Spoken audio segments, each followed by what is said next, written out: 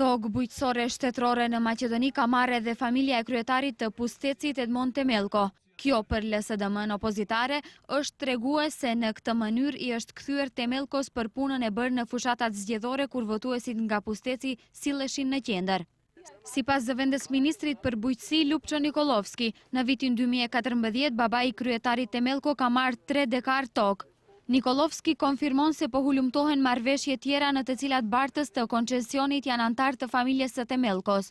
A janë marrëveshje që i ka për tokë shtetërore të marra në vitin 2014 rezultati zbatimit të politikave të pushtetit, keqpërdorimeve në periudhën e mëparshme për të cilat shohim se ka akuza serioze nga Prokuroria Publike Speciale për bashkim kriminal për mashtrime zgjedhore. Kryetari Temelko për Alsat demantoi akuzat e këtilla. Nëse është diçka personale për mua, unë jam i kapshëm, nuk kam lidhje me këtë punë. Nikolovski flet për baban tim, pyetni baban tim. Unë jam familje në vete, baba im familje në vete. Nga kabineti i ministrit të bujqësisë Mihail Cvetkov, konfirmuan se babai i Temelkos ka marrë tokë.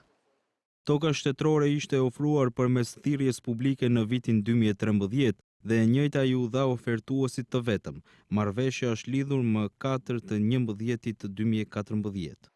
Ndryshe, Edmond Temelko është njëri prej të dyshuarve për mashtrime zgjedhore në rastin Titanik, të cilin e hapi Prokuroria Speciale Publike.